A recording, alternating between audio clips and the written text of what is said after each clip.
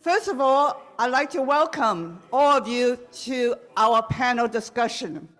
Those of you who are in San Francisco, you are lucky. Today's weather is gorgeous. And that's because our hydrologist predicted it. Those of you who are somewhere else in the world, good afternoon, good morning, and good evening. Our panel is entitled Racial Profiling and Discrimination Against Chinese American Scientists and Engineers. This session is part of the 30th anniversary conference of the International Society for the Study of Chinese Overseas. The conference is sponsored by the Asian American Research Center and the Asian American and Asian Diaspora Studies program at UC Berkeley, Jinan University, Guangdong, China, and Asian Pacific Center, UCLA. It is co-sponsored by the Institute of East Asia Studies and the Center for Chinese Studies at UC Berkeley. Before we get started, can you all silence your cell phones? I better do it myself. The format of this panel is that each of our panelists will speak for about 10 minutes, not 15 minutes, because most of them, they're so well known. You can do Wikipedia, you'll find out all about them. So they will leave time for you to ask questions. Welcome to those of you who are joining us via Zoom. Please use the question and answer feature to ask your questions, and we will incorporate them into the discussion as well. I am Lillian Singh, judge retired just last month from the judiciary. I'm honored to be the moderator of this panel with three extremely high-profile scientists whose cases represent some of the most egregious examples of judicial abuse and unjust prosecution of Chinese American scientists. As a judge, I am really ashamed of our judicial system, how it has failed them. We live in a very dangerous time, reminiscent of the Cold War and the McCarthy era of the 1950s. Like the McCarthy era, today, Chinese Americans are being targeted simply because of our race and ties to China. The government today is targeting the cream of the crop of the Chinese American community, the most talented, most educated, and law-abiding Chinese Americans. The prosecution of these scientists contributed to the worsening of US-China tensions, and contemporaneous with the prosecution of these scientists, we saw a 71% increase in incidences of anti-Asian Americans. In Chinese, the word for danger is made up two words, 危险,机会,危机, danger and opportunity. Our three scientists courageously turned their cases around and used it as a sword, an opportunity to fight back against racism and discrimination. Our scientists are victims, but they are also our heroes for standing up against discrimination, injustice, and for also helping to wake up the whole generation of scientists and researchers so that today they are aware that it is not enough to put in extra hours, to work hard, mind your own business, because if something like this could happen to them, it could happen to them as well, the scientists, other scientists. Many of these scientists have never experienced discrimination or understand prejudice. They have always lived a quiet life, thinking if they go work hard and get ahead, they will be successful. But now they understand it is important to engage in the community and unite together to fight against racism, because when you get targeted, you need the support of the community, and you need to get involved. Today, our first speaker is CHEN. CHEN is a hydrologist with the National Weather Services, the Department of Commerce. CHEN developed one of the largest hydraulic models in the nation, involving a large river forecast model that covers 8 states, called the Ohio River Community, HECRAS model. It has been used by government agencies, universities, and consulting firms for flood and river level predictions and water quality analysis. The model was used to produce life-saving river forecasts for the Ohio and Mississippi rivers during the 2011 record flooding. On October 2014, 8 years ago, Sherry's life was forever changed when 6 FBI agents took her away in handcuffs in front of her colleagues. The Department of Justice issued an indictment with a punishment of up to 25 years and $1 million in fines. 5 months later, on March 2015, federal prosecutors dropped the charges against her without explanations just before the trial was to begin. Obviously, the government discovered they did not have sufficient evidence to go forward. As a judge, I know prosecutors have an ethical and professional responsibility to investigate facts, conduct discoveries, and examine the evidence to make sure they have a case before they file a case. In this case, they did not do that.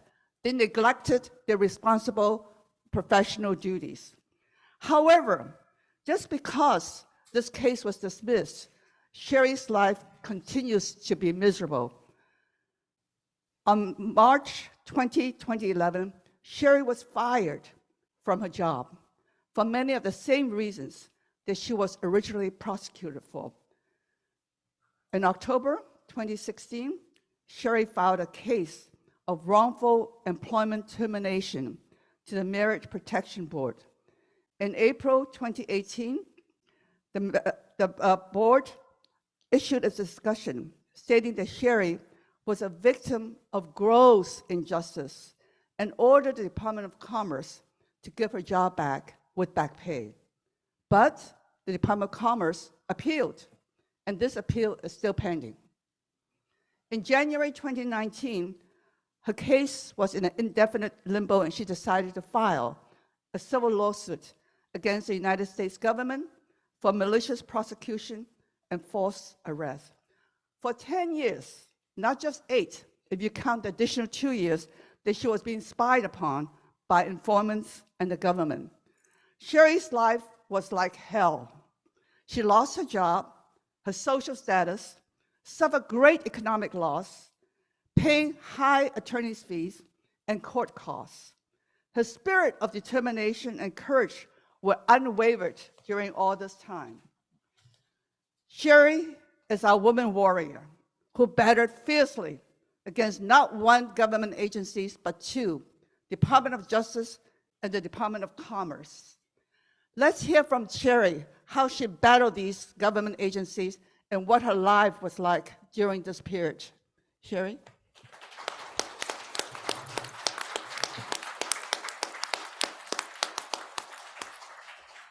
Thank you, Judge Things, for your introduction. Hello, everyone. I'm so glad to participate in the discussion and share my personal experience with you, as I'm also a victim of racial discrimination and racial profiling by our government. I have been fighting for justice and fair treatment for 10 years now. In summary, government illegal investigation and wrongful prosecution destroyed my life. For almost a decade, I have been living in a never-ending nightmare. My career ended. My reputation was tarnished, and my entire life was shattered. I'm originally from China. As a US citizen, I follow rules and laws. I devoted my entire professional career to water resources. I did a river and flood forecast at the National Weather Service. It was a very important work. I always considered myself in the front line to protect the public properties and the people's lives. My dedication to public service was recognized by every agency I had worked for. After checking about 20 years, my entire career record, IBI agents confirmed that I not only had spotless record, but constantly received positive ratings and comments from my peers for my jobs year after year, even though improvement was found. Everything was fine until I became a target of illegal and discriminatory investigation by the Commerce Department. After receiving false and easily disproven allegations, a security unit at the Commerce Department immediately formed a task force with half a dozen special agents and started a covered investigation called counterintelligence/criminal. I'd like to give you some background information about the security unit. Last year, the US Senate Oversight Committee of Commerce released its investigation report and revealed shocking news. The security unit had engaged in discriminatory criminal investigation of a commerce employee without legal authorization and with a discriminatory intent for 16 years. Especially, it targeted the employees from China and East Asia. The Senate report specifically discussed what it did to me, making clear how outrageous and overreaching the government misconduct was. Last year, the security unit was shut down after its long-term abuses were investigated and made public. But the result came in too late for my case. After the security unit did over a year of investigation and didn't find a shred of evidence of my wrongdoing, instead of dropping the case, it escalated the case to FBI. FBI agents did another year of searching for evidence of crimes and didn't find any. The Justice Department didn't drop the case either, but plowed ahead with its wrongful prosecution. On October 20th, 2014, my life was turned upside down. It was a Monday. I drove to work, thinking it was another day. After I got into the building, 6 FBI agents burst out of a room they were hiding, jumped on me, and arrested me in front of my coworkers. I was totally shocked and didn't know what was happening. I was led off office building in handcuffs, with my coworkers watching me being taken away. I was extremely ashamed. Just a day earlier, at my annual performance review, my supervisor gave me very high rating and remarks for my contribution to the agency. Just in less than 24 hours, I was treated as a criminal. The maximum sentence was 25 years in prison and $1 million fine. What even outrageous was, after my lawyer pointed out fatal flaws in government case, The prosecutors went back to grand jury to fix their problem, but came back with a superseding indictment and increased the charges from 4 counts to 8 counts with no new evidence whatsoever. With a new superseding indictment, I would put in jail for the rest of my life. I felt that the sky was falling. That was the lowest point in my life. I couldn't believe how this could have happened to me and happened in this country.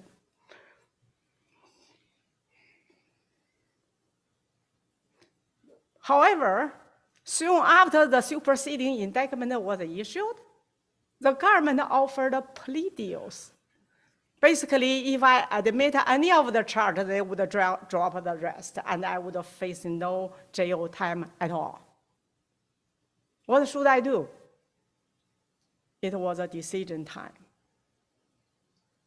With knowing that anything could happen at the trial, and the serious consequences if the trial outcome was not good, I decided not to take any plea deals, because I just couldn't admit the crimes I didn't commit.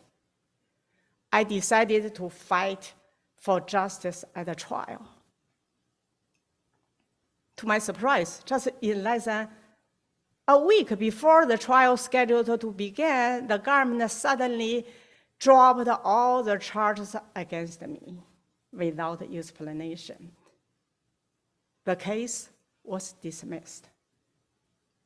I was screaming when my lawyer delivered the news to me, and then cried for a long time. The charges were dropped, but the nightmare was still not over.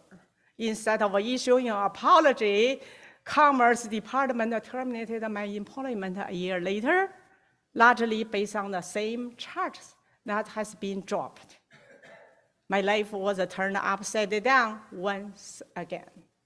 Many people told me the agency didn't deserve me and treated me so unfairly. I should have just walked away and never looked back. Though I was extremely exhausted mentally and financially after the first battle, I didn't and couldn't walk away, because the decision was totally wrong and I was not going to take the way I was treated. I challenged the termination decision with the U.S. Merit System Protection Board, MSPB. The chief administrative judge declared after a 3-day trial that I had been a victim of a gross injustice. The judge was highly critical of the government wrongdoing and ordered my reinstatement. After going through the terrible ordeal myself and learn what happened to other Chinese American scientists, researchers, and scholars, I decided to take on the third battle. I filed a lawsuit against the Department of Commerce and the Department of Justice for their illegal investigation, wrongful prosecution, and arrest. I want justice for myself, and I want to hold the government accountable for their actions. So this kind of a tragedy will never happen to other people. Thank you.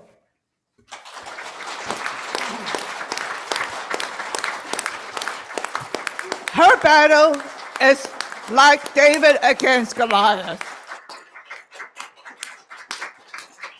However, she has a very important announcement to share with us this morning. After 10 years of hell, she will now give you what happened to her lately, just last week. Yes, I'd like to end Sherry Chen's story by announcing a historical settlement in my 2 cases, seeking accountability for government's illegal investigation and wrongful prosecution of me, and the termination of my federal employment with the National Weather Service. This is one of the largest monetary settlement in Commerce Department. As a compensation, the Commerce Department is paying me $550,000, and I will receive valued at $1.25 million over 10 years.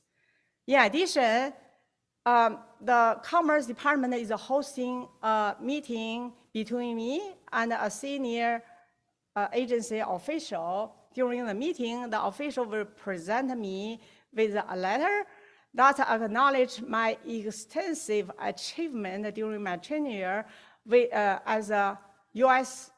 federal government hydrologist.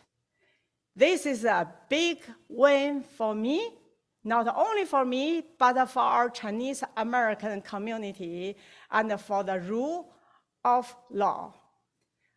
It makes clear racial discrimination and racial profiling are unacceptable, and the government cannot escape the consequences of those wrongs.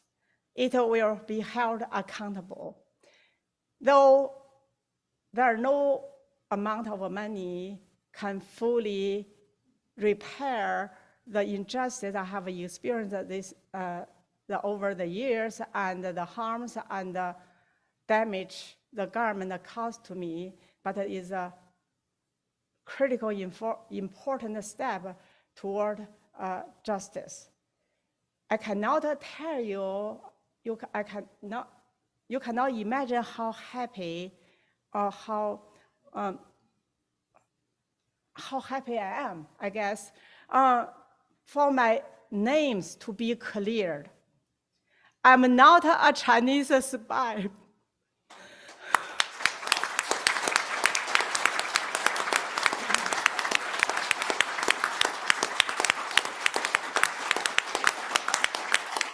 I didn't do anything wrong, and I didn't deserve the unfair treatment. What the government did to me was unjustifiable and was totally wrong. Now I'm holding the government accountable for their actions. But most importantly for me,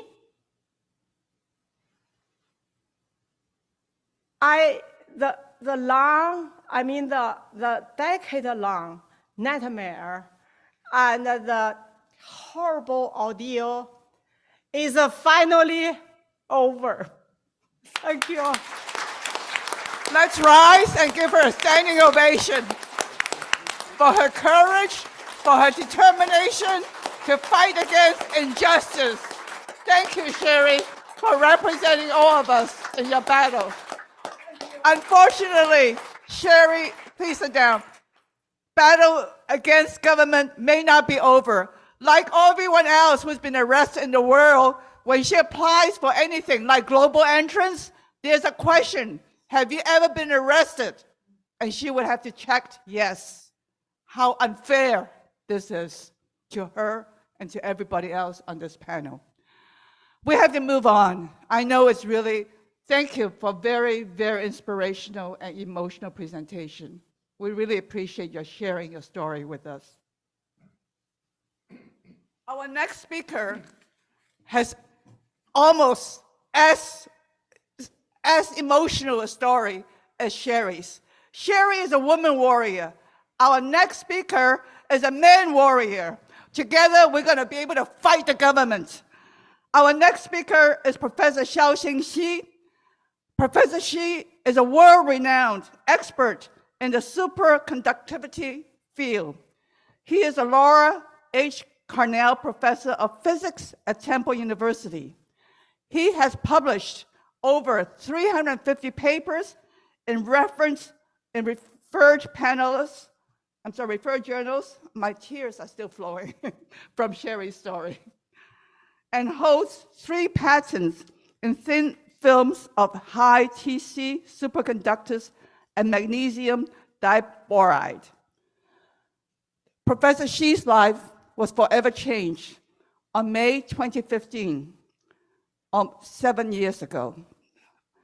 This extremely acclaimed, quiet, law-abiding scientist was awoken up at gunpoint and dragged away by the FBI in handcuffs and arrested in front of his wife and children.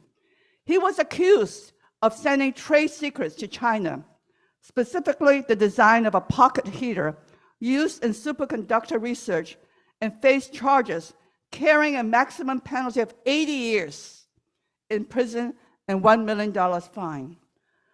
Ironically, the day Professor Xi was arrested coincided with the same day that Sherry Wu held a press conference on the Capitol Hill announcing the dismissal of her case and denouncing the racial profiling in her case.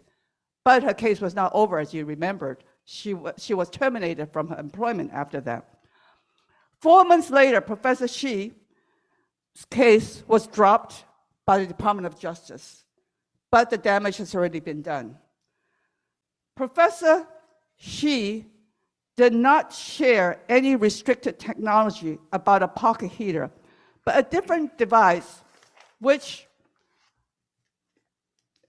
Professor Xi actually invented himself, and which is not restricted technology. Did the government apologize? No. The government got it all wrong. The government ruined this man's life because they got it all wrong, and they did not apologize. They simply did not do enough research beforehand to find out about his case. That was pure negligence on the government's part. So Professor Xi filed a civil rights lawsuit against the United States and the FBI agents for violation of his Fourth and Fifth Amendment rights. Unfortunately, on April 1st, 2021, the Pennsylvania Federal Circuit judge dismissed Professor Xi's lawsuit. He has appealed this case before the United States Court of Appeals for the Third Circuit. His appeal is supported by civil rights advocates from the Asian, Black, Arab, Middle Eastern, and Muslim communities across the country. An amicus brief was filed with the court and was co-signed by 72 Asian American organizations, civil rights groups, the scientific and academic communities, supporting Professor Xi and calling on the United States government to end its discrimination, targeting, and racial profiling of Asian Americans and Asian immigrants. This appeal is now before the court, and Professor Xi's appeal is not just about his case, but about discrimination, racial profiling, and the miscarriage of justice.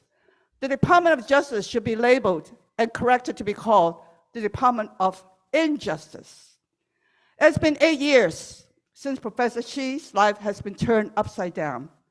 Let's hear now from Professor Xi. Thank you, Professor Xi. Would you come up?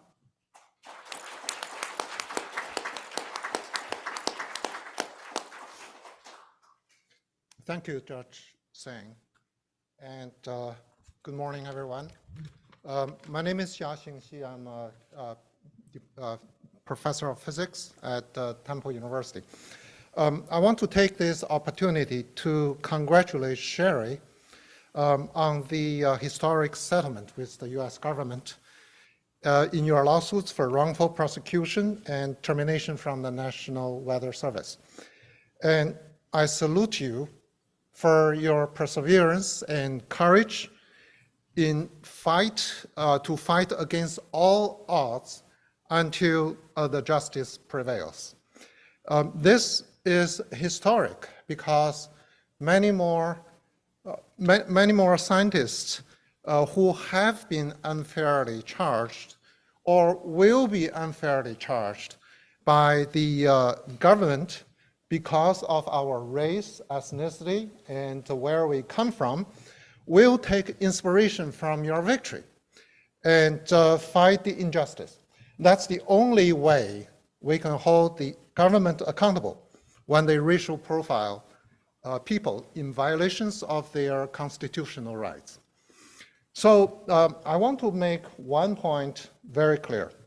The government reached this settlement with Sherry on Thursday, not because they suddenly realized that they were wrong in their treatment of Sherry. They knew it all along. They did it anyway.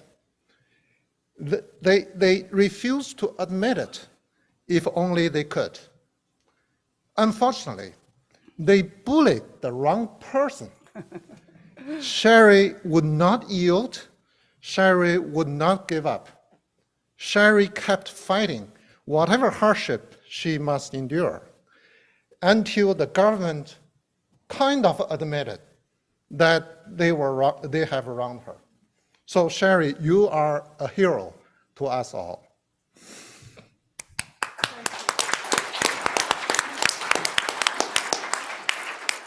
So I say all this because I had a similar experience. I was born and educated in China and came to the United States in 1989. I became American citizen in 2004. In 2015, I was interim chair of the physics department at Temple University. Then on May 21st, before 7 o'clock in the morning, armed FBI agents raided my house. They pounded on my door and put handcuffs on me when I opened the door. The armed agents in bulletproof vests burst into my house, running about and yelling, "FBI, FBI." They pointed their gun at my wife and 2 daughters and ordered them to walk out of their bedrooms with their hands raised. My younger daughter was only 12 years old at that time. Based on 4 emails I had sent from my Temple University email address, the government charged me with 4 counts of wire fraud for passing sensitive US company technology, a device called the pocket heater, to China, for which I faced up to 80 years in prison and $1 million fine. The charges were totally false. I had never shared the pocket heater information with anyone in China. The email I had sent to colleagues was about academic collaboration based on my own research, which has been widely published. They were not about the pocket heater at all. So after leading experts in my research field provided affidavits to affirm that my email in question were not about the pocket heater, the government dropped the case. However, the damage had been done and our life had been wrecked. And my research program today is much smaller compared to 2015 because I'm afraid that the government may twist anything I do in applying for funding and managing my research projects to falsely charge me again. My whole family are still living under constant concerns that the government may be reading our emails and listening to our phone calls, and anything we do could be the cause of trouble. The fear is debilitating to me, for me to do my job, and makes life very stressful for all members of my family. So in 2017, my family filed a lawsuit against the FBI agent in charge of my case and the government. The FBI agent had evidence of my innocence before the government charged me. He was told by an inventor of the pocket heater that my email were not about the pocket heater. Still, he ignored this evidence and mischaracterized other evidence and went ahead to my prosecution. The government violated our constitutional rights, and we must hold it accountable. The government came up with all kinds of reasons to throw out our case. And unfortunately, a federal district judge made a mistake in agreeing with the government. So right now we are appealing the district judge's decision with the circuit court and are waiting for to hear from their decision. And only when with the lawsuit can we put the FBI agent under oath and ask him why he knowingly violated our constitutional rights. So during our appeal, many community organizations, civil rights organizations, and professional societies have extended their strong support to us.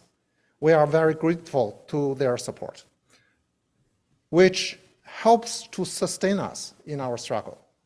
So I know how hard it is to seek justice by suing the federal government, and how significant a victory it is that Sherry has won on behalf of all the people who have been wrongfully prosecuted by the government. Thank you, Sherry.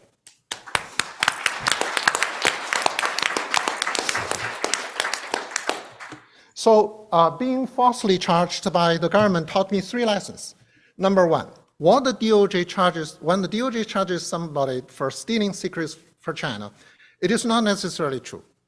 What it says in my case were totally false.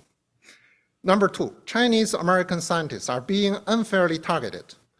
In my case, they did it knowing their evidence was wrong. Number 3, the DOJ is criminalizing academic collaborations with China. I got in trouble because I did what the government and the universities encouraged us to do as part of my job as a professor. So I've been telling people these 3 lessons, and the event that happened since then, since my case was dropped, have made them more and more clear. The government charges against Franklin Tao, An Minghu, Gang Chen, and many other scientists of Chinese descent are full of falsehood.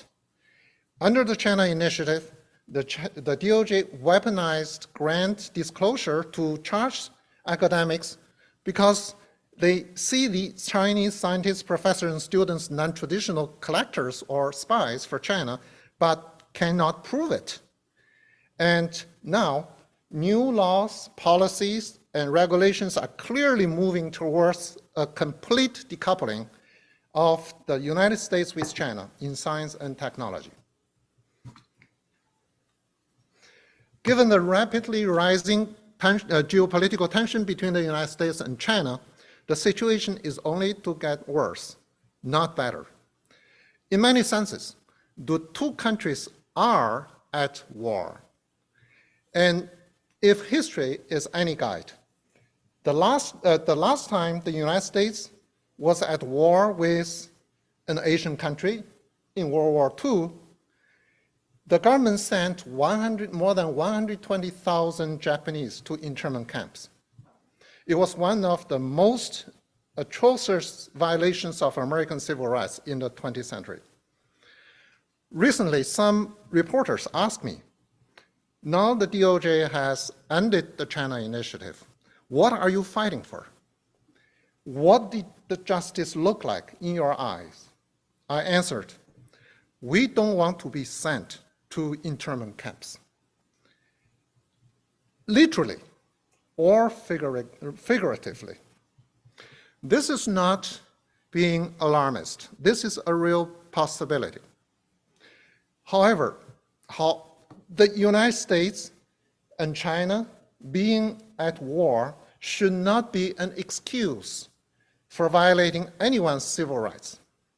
We must unite, speak up, build coalitions with all fair-minded people, educate the public with facts, vote people who represent our interests to public offices, and do what Sherry has done in and outside of the court system, so that the history of racial discrimination against Asian Americans will not repeat itself. Thank you for your attention.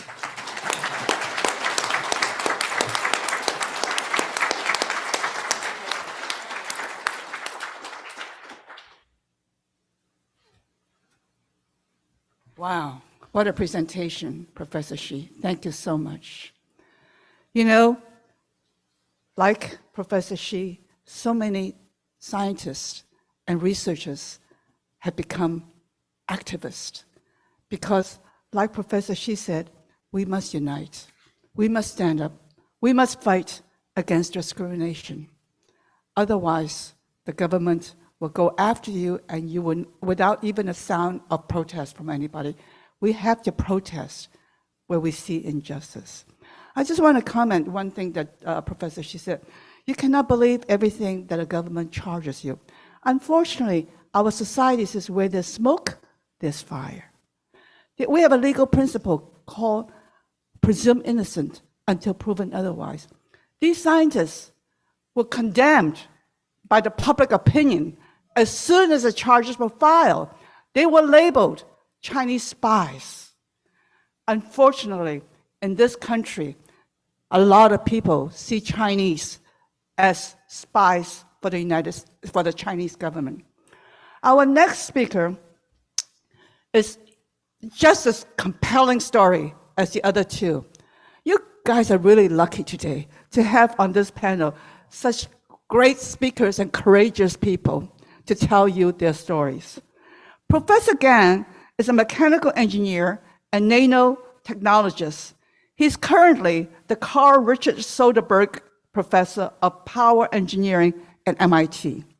He served as a head of the MIT Department of Mechanical Engineering for 5 years. Professor Chen's research is in clean energy and clean water. He directs a solid-state solar thermal energy conversion center, S3 Tech Center, an Energy Frontier Research Center, formerly funded by the United States Department of Energy. He's a member of the United States National Academy of Engineering and was elected as a Fellow of American Academy of Arts and Sciences the same year as President Obama. But in January 14 of 2021, Professor Gan was arrested by the FBI and charged with failing to disclose alleged connections to several educational programs in China when submitting a federal grant application. Unlike Professor Xi and Sherry Chen, Professor Gan Chen was strongly supported by his university, MIT. His arrest prompted protests by other academics, including MIT's president, and editorials in the scientific press over the government targeting Chinese American professors. I like to believe he's different because of the public support that the other two scientists have and the public opinion that was risen within the community against targeting Chinese Americans. So his case came after Sherry Chen's case and Professor Xi's case. He got very different treatment from his universities. On January 21, 2021, more than 100 MIT faculties submitted a letter to MIT president protesting Professor Chen's arrest, specifically citing deeply flawed and misleading statements in the criminal complaint ended with this sentence: "We are all Gan Chens." They identified with what's happening to Gan Chen and other scientists and academians. This letter was eventually signed by over 20% of MIT faculty, which is about 200 professors. It quotes, "The defense of Gan Chen is a defense of the scientific enterprise that we all hold dear." 1 year later, on January 20, 2022, the United States District Court dismissed all charges against him. Professor Chen described his experience with a New York Times interview as traumatic and deeply disillusioning. Like Sherry Chen said, "I didn't do anything wrong." Professor Chen is back teaching and researching at MIT, but he has decided not to do research on sensitive government-funded research. What a loss to the United States. Let's hear from Professor Chen.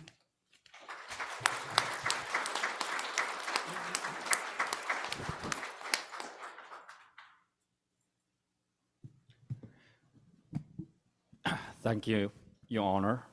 This is one thing I learned from my experience. Thank you, sir. I'd like to add my congratulations to Sherry. You're really inspirational. And it's actually hard for me, as I told you, to use the congratulation word because I know it's such a bitter, sweet victory. And it's a victory for all of us. And I want to thank you for my own and for the entire from the scientific community. And I also want to thank Xiaoxing because he is another inspiration. Really, he has during my ordeal, I have listened many times his talks. And this is the first time, of course, for me to attend this conference, but I do want to mention my connection with this conference. That was, when the conference was first held 30 years ago, as a graduate student studying under UC Berkeley Chancellor Tian. And he was present, according to Professor Wang, at this conference. And in fact, I learned, and he told me when I was a student, he was investigated by the FBI. So today I want to share my experience under the title, "We are on all gang CHEN." This is a quote from my colleague. As already introduced, I grew up in China, and I found that my American dream at MIT. I led a very vibrant research group. I not only the year I was elected to National Academy of Arts and Sciences, I was also the same year President Obama and Supreme Justice Soderberg was also elected the same year. I had a beautiful American dream, but my dream was turned into a nightmare on January 22 and 2020. When I passed through Logan Airport from an international trip, I was stopped there for 3 hours with my family members. At the end, they took my computer away, they took my cell phone away.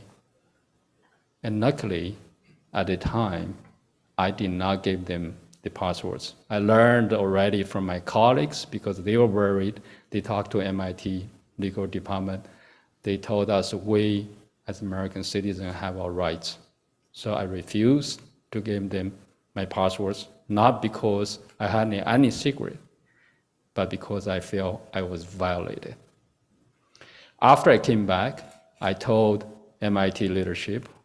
They were shocked, but they are very supportive.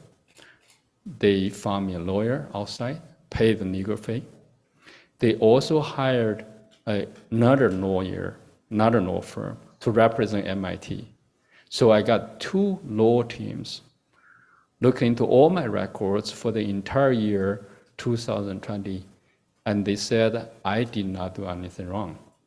In fact, both lawyers worked in the prosecutor office before.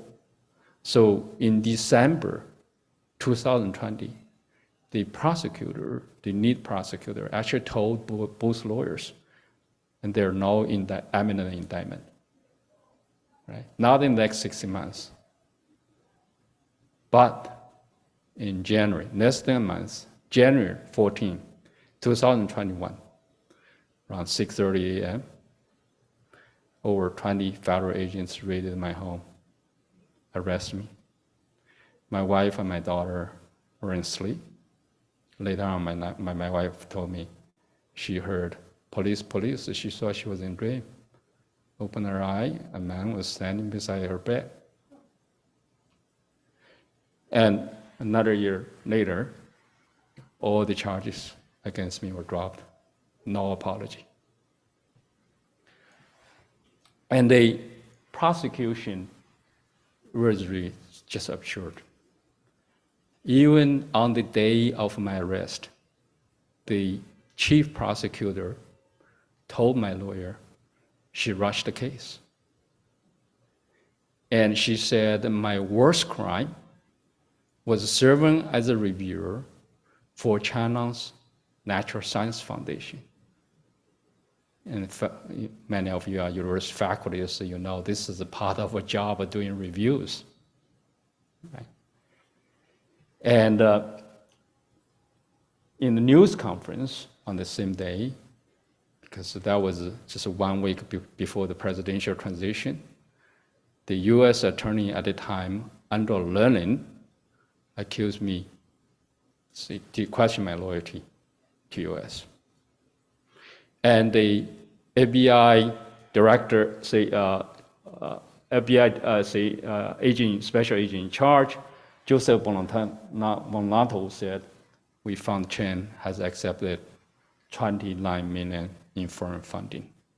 Well, they know because at my home, right, when my wife asked, what's my crime? And the person said that he took $90 million. One agent said, my wife said, where is that $90 million in my home? And the agent said, at MIT. They know it was an MIT contract, and they painted me as if I took $29 million. And really, I have summarized their misconducts in 7 patterns, really 7 categories of patterns. When I say pattern, it's not just one thing. I have multiple evidence, how they distort, how they fabricate facts, right? And really criminalize me. They criminalize normal scientific activities. They use emails I did not reply as criminal evidence. And in fact, I never even did a review for China's Natural Science Foundation. That was the worst crime I committed. Okay, and that's something we all do, but I never did one. And even you follow the rules, it's also crime. There's nothing that they cannot criminalize you, okay? And they rushed the case, they didn't do their job, I already told my lawyer, and they know the law better, but they hide the evidence, right? And when they interview, they didn't interview critical witness, but before they arrest me, after they arrest me, they interview the witness that contains exculpatory information. According to the law, they should turn over to my lawyer, and they never turned until we forced them. 10 months later, and they never apologized. So I have details you can watch online. I'm not going to tell you give me examples here. But I want to say, among all the people, I am the luckiest one. MIT saved me. The scientific community stood up for me. On the day I was arrested, MIT president wrote, for all of us who knew Gang, this news is surprising, deeply distressing, and hard to understand. On that light, MIT professor Xiaoxing, with whom I was a department head, he served as director of a lab, we worked together before, that's all we knew each other. But he actually did not know MIT was paying my legal fee. The only information he had was the criminal complaint against me. He analyzed it, he made slides, and the next day, he called a faculty meeting. And the last slide he had was a quote of the poem from Martin Niemöller, who spent 7 years in Nazi concentration camp. So let me read for you. First, they came for the socialist, and I did not speak out because I was not a socialist. Then they came for the trade unionist, and I did not speak out because I was not a trade unionist. Then they came for the Jews, and I did not speak out because I was not a Jew. Then they came for me, and there was no one else to speak for me. With that, MIT faculty wrote an open letter and ended with the rally cry, "We are all Gangchen." And that changed the story. That changed the narrative. If you look at the narrative of the day, the headlines, MIT professor Gangchen charged with millions in grant fraud, heightened channel ties. This was a week later, MIT faculty newsletter, open letter, and that changed the title. The news report, a scientist arrested and the academics pushed back. So really changed the narrative. And I got a tremendous community support. I just want to mention American Physical Society President James Gates organized the American Physical Society, wrote a letter to Department of Justice among, say, many, many support I have. And with that, I think really played a very critical role. MIT faculty and scientific community play a very critical role in ending the China initiative. And yet, if you read the news conference, they didn't say really the discrimination, they say harmful perception. The government does not apologize, right? They did not, even with Sherry's victory, you do not say apology, official apology, right? And let me just mention that the damage is huge to the scientific community, right? For me personally, I don't go to government anymore. No government funding, that's for sure. But say there was a survey of Asian American Scholar Forum, which was formed after I was arrested in response to my arrest. And the recent survey, which was reported by Wall Street Journal, this survey is over 1,300 university faculty professors, most of them of Chinese heritage. And say over 40% of the scientists, the professors, I think live in the country. Over 70% of professors live in fear, right? Actually 60% of people I think can live in the country, and 40% of professors say thinking not applying federal grants anymore. Just using Nobel laureate Professor Judy Yuan's word, we're not just shooting into our own feet, we're shooting into our own brain. And here's the two quotes from my friends. I have told my kids, be prepared to take care of their mom when they take me away. This is a university faculty friend. Another said, everything they accuse of you could be said of me. FBI Director Christopher Wray said, they open a China-related case every 10 hours. It won't take long before they came to me. And it's still going on. Let me just say still going on. I keep hearing the horror story when people go through the airport and they are stopped. So let me end with a quote of Martin Luther King. Injustice anywhere is a threat to justice everywhere. Thank you.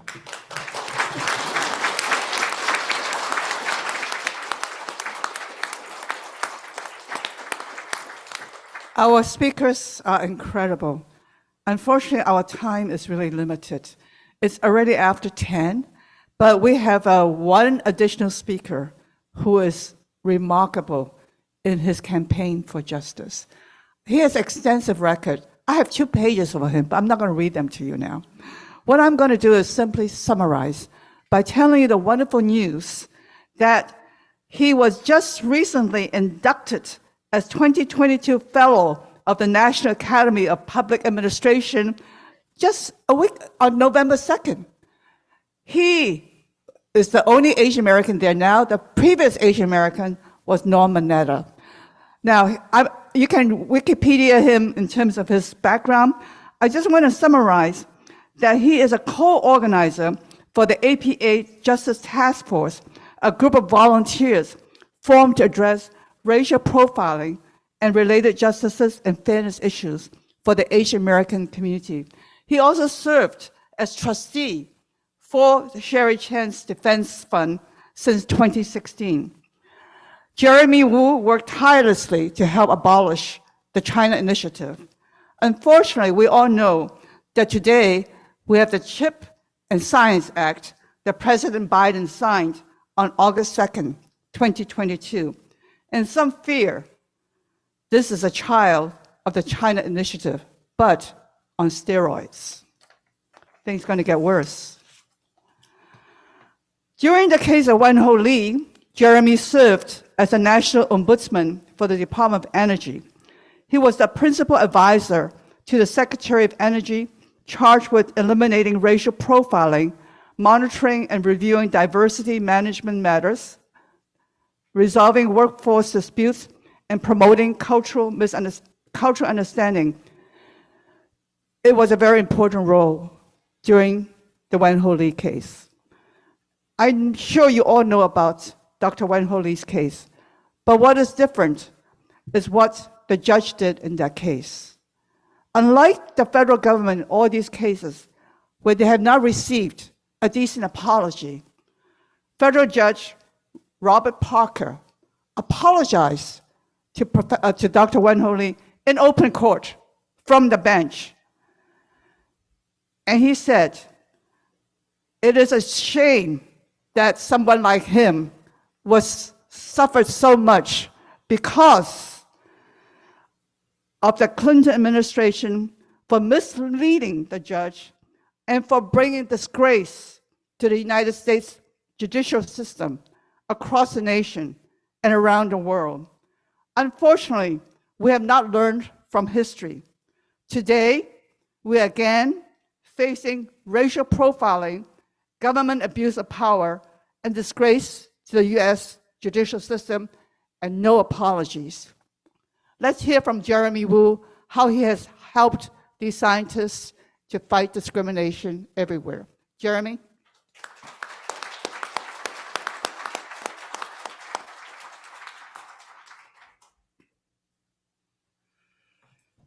Thank you, Lillian, for that very kind introduction. And I also want to thank Ling Chi, Lok Su, and all the organizers for putting together this very important conference.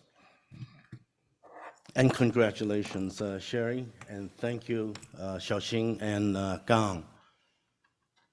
I'd like to give a few seconds before I start to recognize two other co-organizers of APA Justice, the Professor Stephen Pei of University of Houston, and also Vincent Wang, who chairs the Ohio Chinese American Association.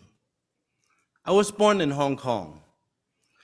Professor Stephen Pei came from Taiwan, and Vincent is from mainland China. Now, even with this background, the three of us really get along and show that nothing is impossible.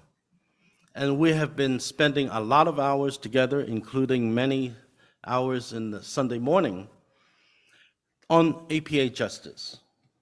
A lot of what I'm going to mention or present is also our joint work.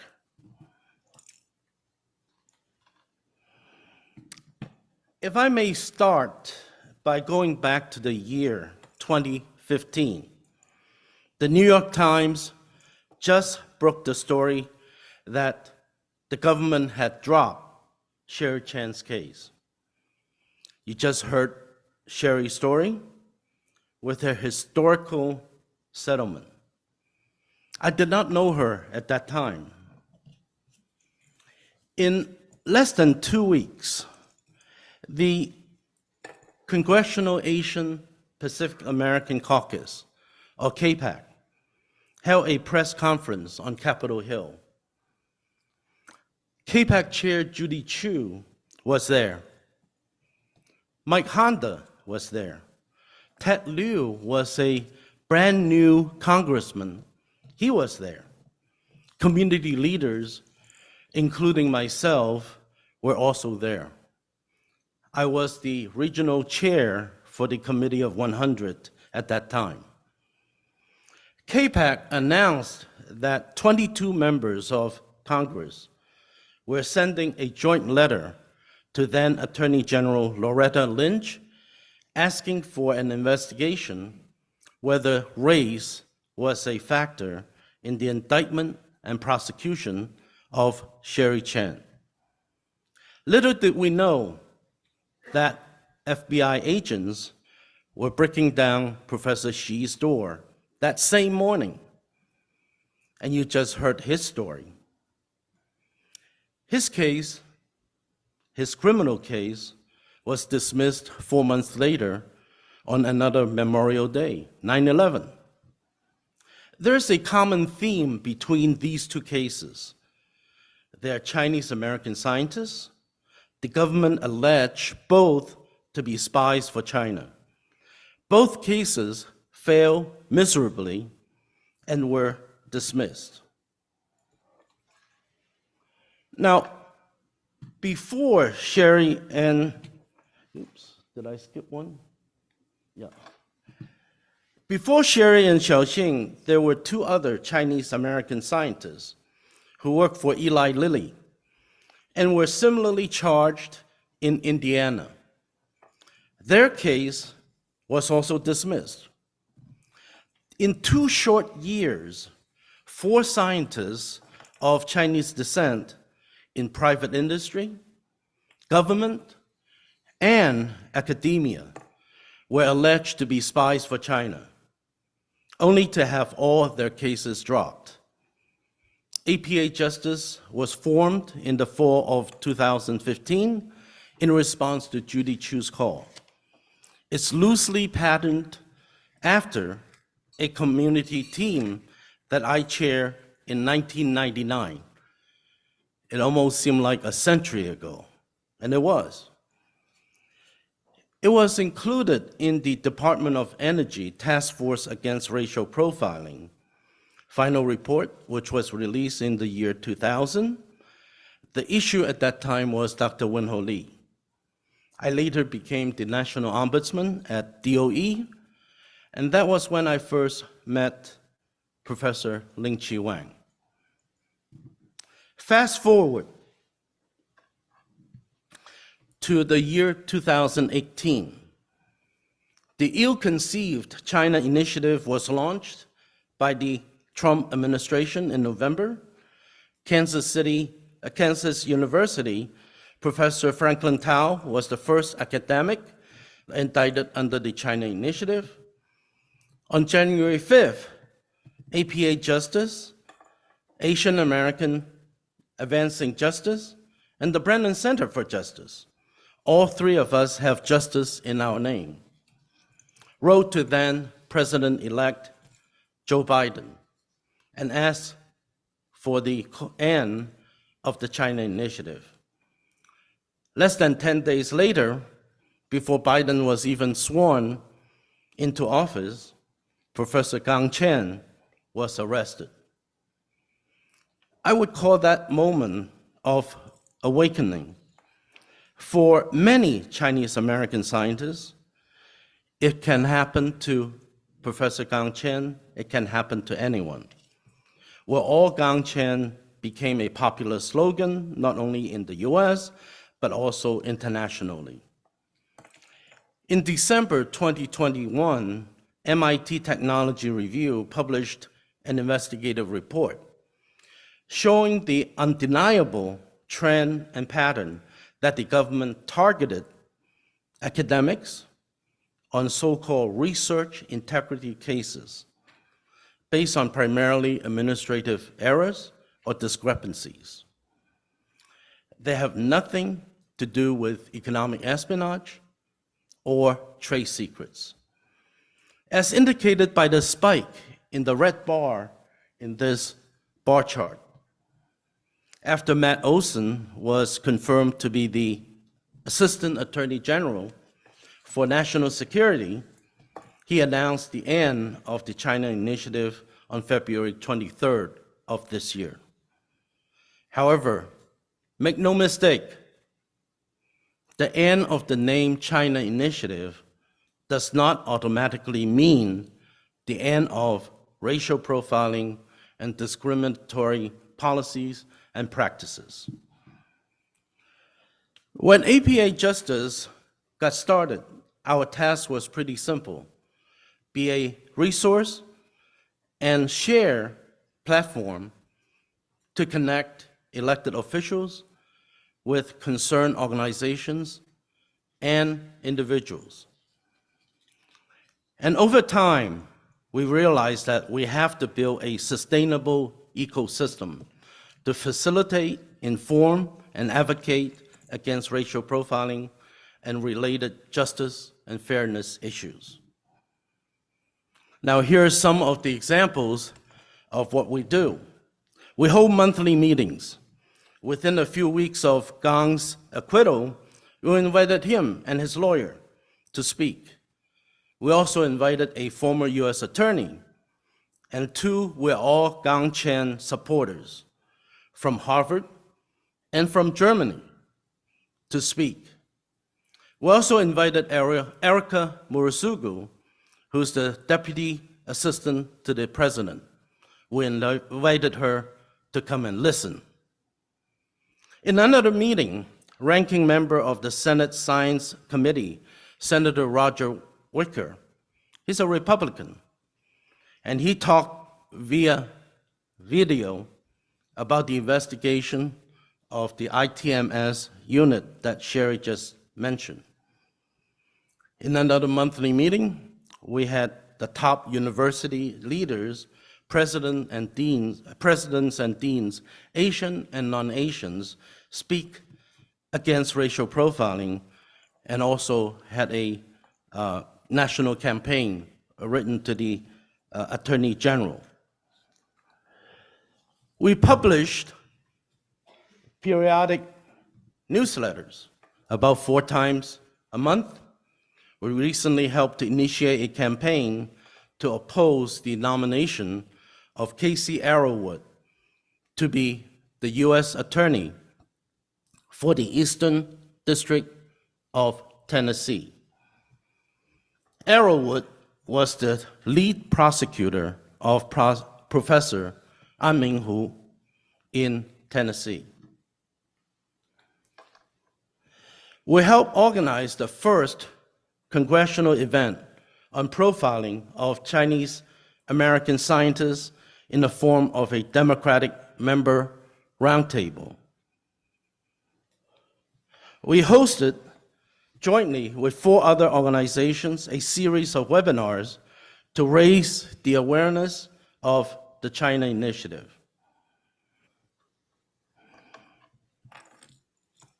We helped to create and launched the Anti-Racial Profiling Project by the Advancing Justice AHAC. It has now grown into the Anti-Racial Profiling, Civil Rights, and National Security Program. It offers legal referral service, know your rights documents, and resources about the history and cycle to end the cycle of profiling and discrimination against Asian Americans.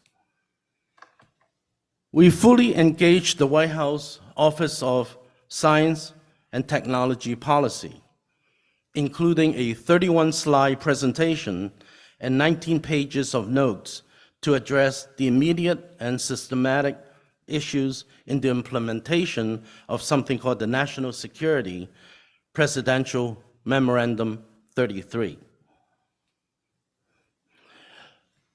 We also fully engage in a dialogue with the Association of American Universities, which was founded in 1900 and consists of the top 65 research universities in the United States and Canada. One of our suggestions is to offer legal insurance for faculty members, just like medical and car insurance. We also compile information on impacted persons and put them in a repository. And it turned out to be very helpful because when MIT Technology Review published its investigative report, we actually caught the Department of Justice actually quietly changing their online report by removing the dismissed or acquitted cases, such as Professor Gang CHEN's case. they were caught red-handed. We're also supportive of the Yellow Whistle Project by distributing 500,000 yellow whistles across the country. It's a functional defense tool. It also has the message of "we belong" on the whistle. The project was funded by Agnes and Oscar Tank, and I was able to bring some yellow whistles as well as a few caps, and I hope to share some of the yellow whistles with you. In closing, I know I'm running off a few minutes late, and I'd like to close with this one slide. All these materials are available from the APA Justice website at apajustice.org. What we do is to facilitate, inform, and advocate. And racial profiling and discrimination will not go away by itself anytime soon. We're all gang CHEN. It can happen to any of us. We need to stand up. We need to speak out. We need to be engaged, and we need to participate. Gang, Xiaoxing, and especially Sherry, you are courageous examples for all of us. I'm very proud of them. They suffer, but they endure and they persist. At the same time, we're not alone. We're living history. And Asian American history is American history. I close with this quote from Martin Luther King. In the end, we will remember not the words of our enemies, but the silence of our friends. Don't be silent. Thank you.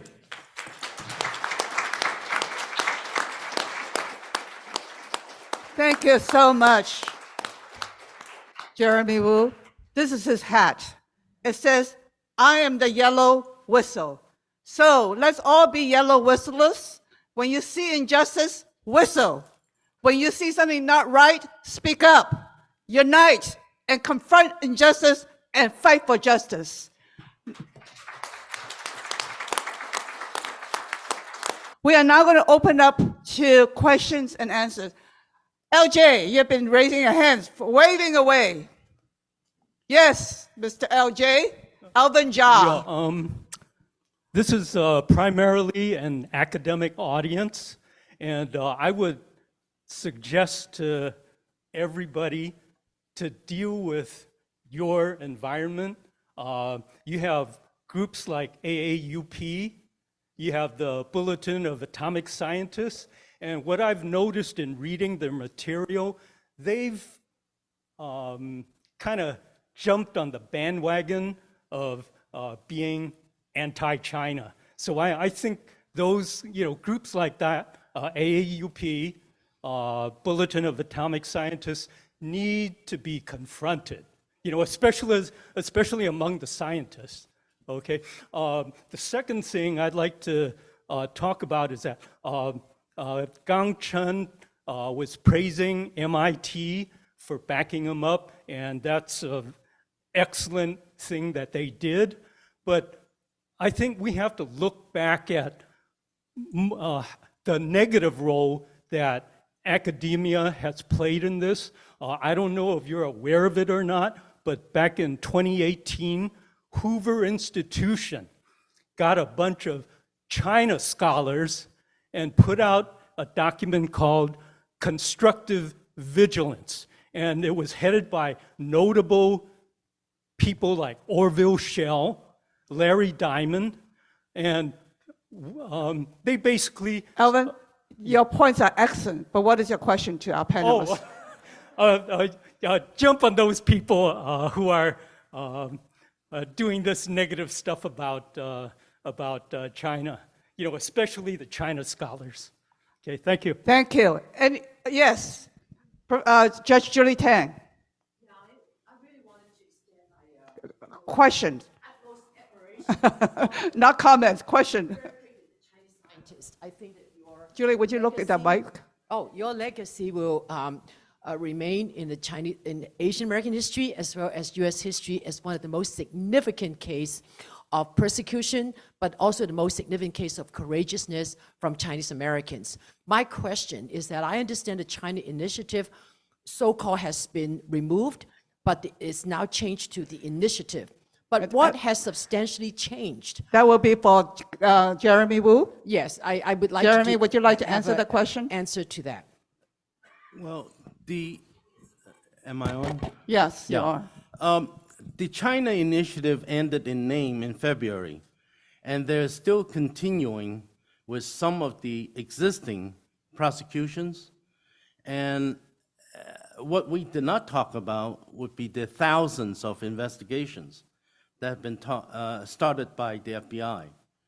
So those are still continuing. But as far as we know, since February, there had not been any new cases announced related to the China Initiative or related to the academics. So we'll continue to work on that so to make sure that the policy and the practices will not continue. Wait, I'm sorry, Judge Tang. Judge Tang. Thank you, Judge Tang. Yes. A question, yes. I want to say, I think it's what you have done and the resistance you've put up here. It's not only a question of the Asian Pacific population. These are questions in U.S. history that are crucial for the defense for all of us. And I'm speaking as a non-Asian. And the history of this, the history of the FBI, its role in the preparation for World War II, and I speak also on behalf of the party that I happen to be a member of, whose entire leadership was imprisoned during World War II precisely for opposing that war and the U.S. imperialist interest in it, and its organizing in the working class along these lines. Can you ask you for a question? Do you have any Yes, questions? you are Please. not alone. That is what I want to say. And I think my question is, what are the most important, are there the outstanding or ongoing things that we should be thinking about now? On Sherry, would you like to answer that question? What is the most important thing to go forward thinking now? Can you use the microphone? As Jeremy answered earlier, we have to take actions. I mean, like my case is ran through 3 presidents' terms with Obama and Trump, now Biden. So, lasted so long. So I think the Biden administration now have to fundamentally reform the policies that enable racial discrimination and racial profiling in name of national security. Without that policy overhaul, the IBIs will continue their traditional or standard investigation, and that will open the doors for future bias and wrongful prosecutions. Thank you. John Walsh. Really quickly, I'd like to ask the panelists whether they think an end to this harassment, whether it's named China Initiative or not named as it was under Obama and now under Biden, will that end? Can that end as long as the United States declares China its main enemy in the world? Is that possible? That's a difficult question, but Xiaoxing, would you like to answer that question? Is it possible during this climate of U.S.-China tension? Well, in my personal opinion, I will say no. It will continue. So what do we do about it? I think the most important thing is to educate the public, because the reason there are these kind of policies is because there are a lot of falsehoods going about spread by the politicians. for their political purposes.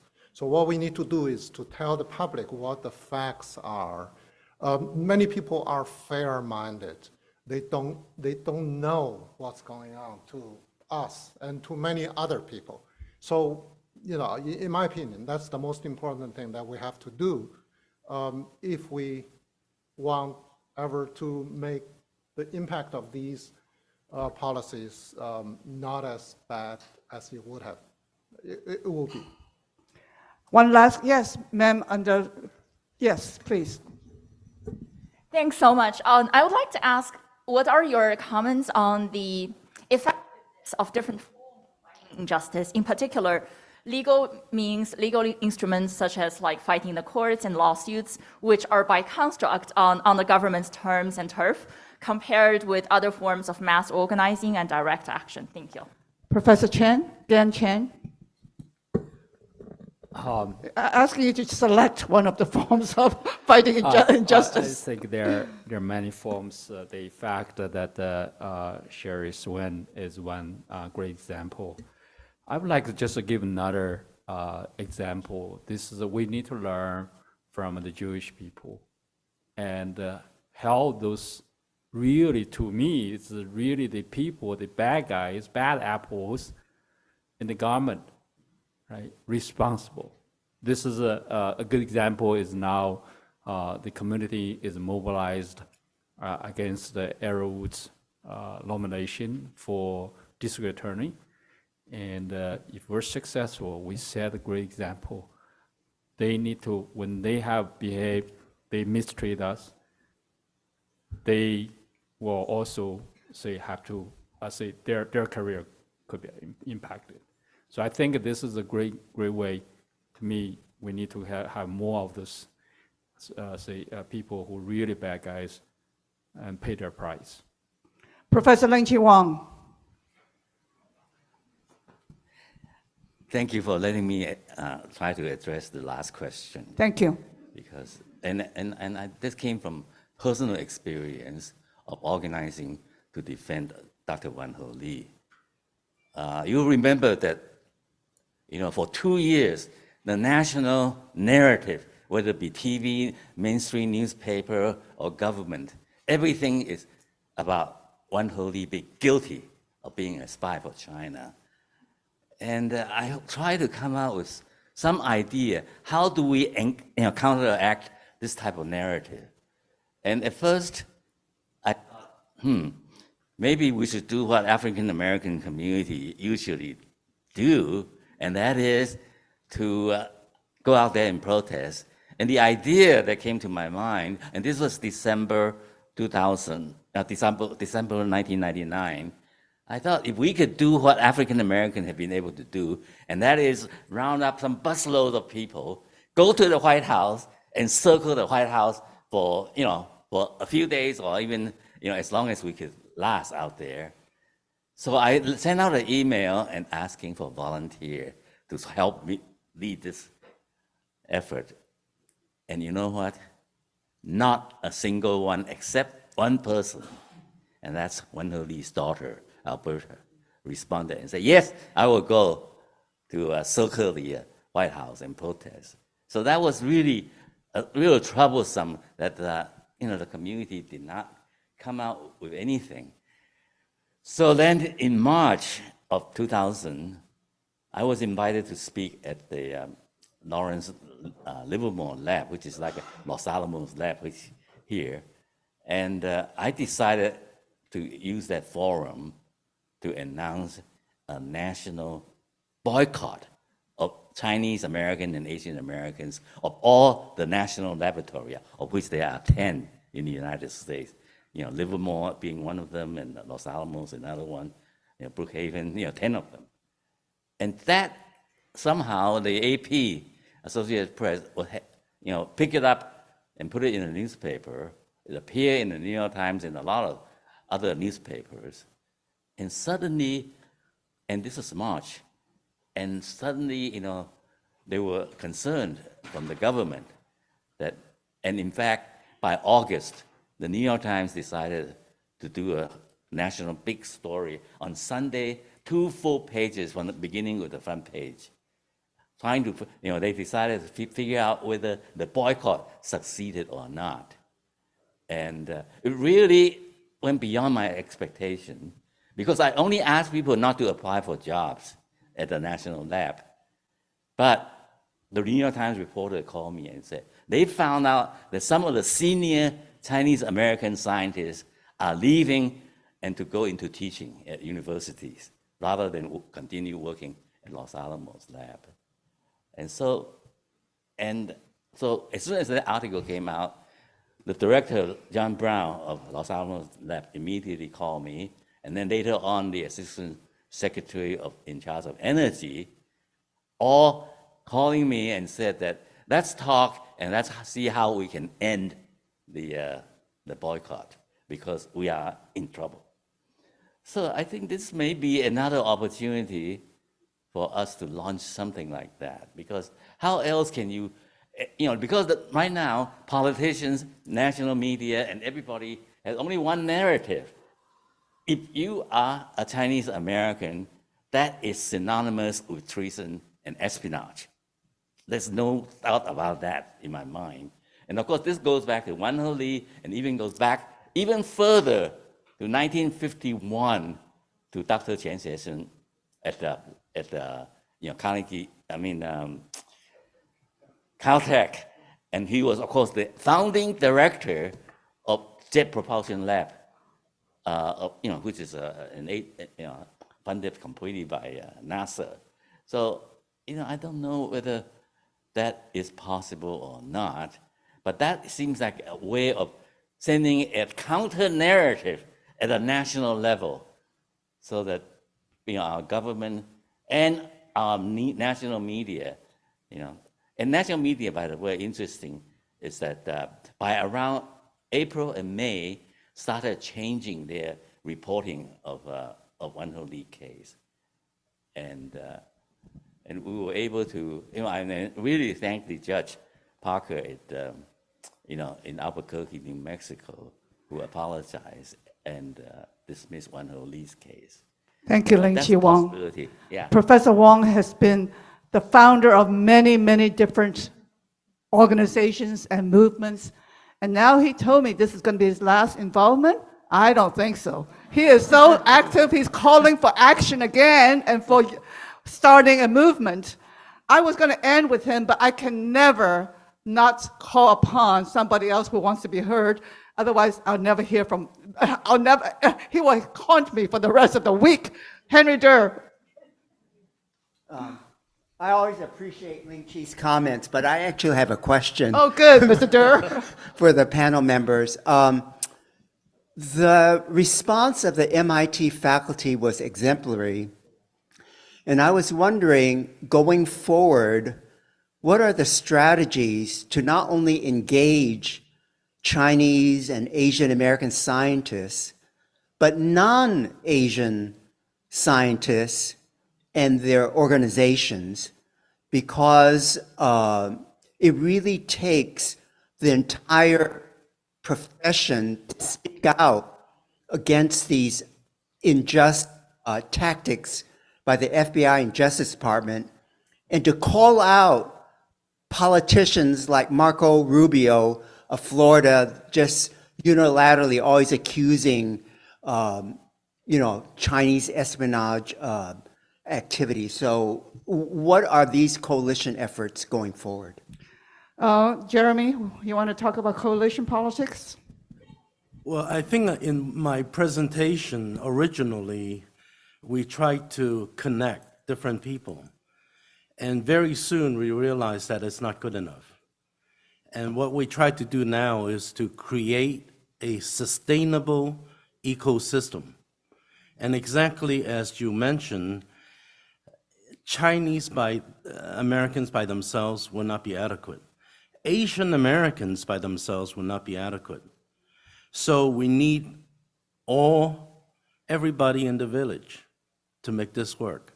And that's why in the description, the quick descriptions of what I talked about, you see something like the Association of American Universities. And this is top 65 universities. I think Alvin mentioned about the AAUP. Well, there are supporters in AAUP. Not everyone is so one-sided. It's not monolithic in that sense. We're working with the White House. We're working with the Congress. Yes, there are many members who are very extreme, but there are also many who are sympathetic, who value the principles and what America stands for. So if it's easy, somebody has done it already. It's not going to be easy, but it's like rowing up the stream. If we don't keep rowing, we'll fall back. And that's what I would suggest, and that's a long game. It will be continuing. Unfortunately, this will continue. But we need to keep fighting and look for the allies and bring up the younger generation. It will not end within our generation. Thank you so much. We will need more. I need to call on questions from the video conferencing. There are two, but I'm going to just select one. How can we break down rhetorics about protecting American technology, which has often been used as a guise for anti-Chinese hate? Professor Xi? As a matter of fact, the National Academies of Sciences, Engineering, and Medicine has just released a report with the title, Protecting U.S. Technological Advantage. And in that report, it pointed out in today's technology, the biggest threat to the U.S. The leadership is the United States itself inadvertently weaken its ecosystem for innovation. And so the most importantly is to protect the ability of the United States to innovate. That's much more important than protecting specific technology. And the ability, they call it openness, and they call it the ability to attract talents from around the world as the most important element for that ability. So that will be the answer to this question. Unfortunately, that recommendation is not based on wartime policy. And now the two countries are at war. So we have to face the reality and come up with, at least, as I said, we don't want to be sent to internment camps. Thank you so much. We have to end, but I'd like to suggest that we need to really be active, work towards peace. I'd like to tell you that Judge Tang and I started Pivot to Peace, not war. We need to all join in the effort to work towards peace and to really recognize some of these issues confronting us today. I encourage you to continue these discussions informally with our panelists over coffee and tea. They're going to be here the whole day. Stop them. They'd love to talk to you. Now, I also like to encourage you to join one of the great sessions we've scheduled to start at 11 a.m. Let's all give a final round of applause to our great panelists.